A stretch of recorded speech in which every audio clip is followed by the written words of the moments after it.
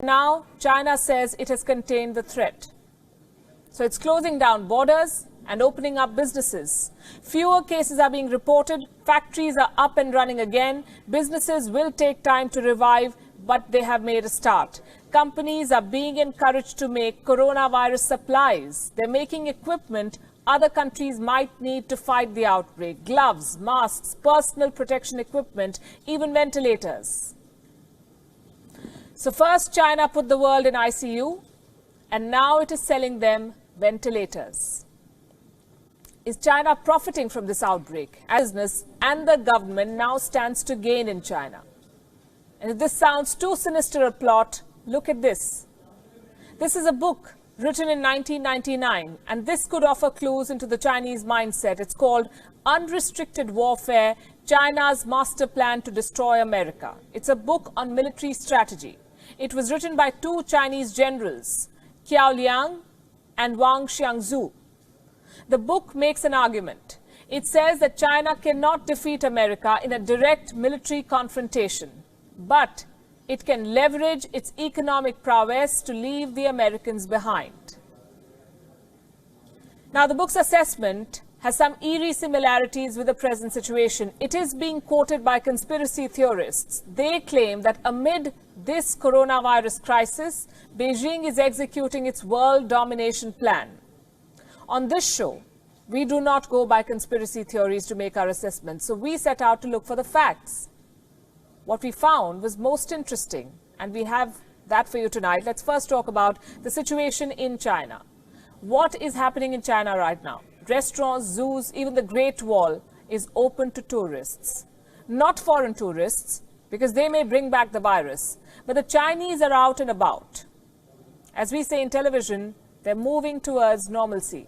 Restrictions are being lifted, factories are coming back online, businesses have resumed in many parts of China. At this rate, China's businesses will be up and running in a few weeks. With the measures we have started to take, with the return of the work of the workers and the resumption of productive activities by the factories across the country, I think the Chinese economy is coming back to life. Coming back to life. They have a plan, revive the economy. What does this tell you? While major countries are struggling, China is already making a head start. China also has an interesting pattern. Look at this map. This is Wuhan and the rest of China. The coronavirus outbreak in China is what this map details. Now, some of the biggest cities in China were largely insulated from the outbreak. I say this is interesting because while the virus spread and unleashed chaos in the remotest corners of the world, it couldn't do much damage in China's top cities. I'll give you examples with numbers. Let's start with Beijing. Beijing has recorded more than 500 cases. 8 people died in the city. Do you know what's the population of Beijing? 2.15 crores. Shanghai reported 468 cases with 5 deaths. Shanghai has a population of 2.4 crores. Among the 10 most densely populated cities in the world, only 5 deaths, less than 500 cases. The point I'm making is that China's financial hubs have largely emerged unscathed from this crisis. They can bounce back quickly. They're boosting business by creating opportunities.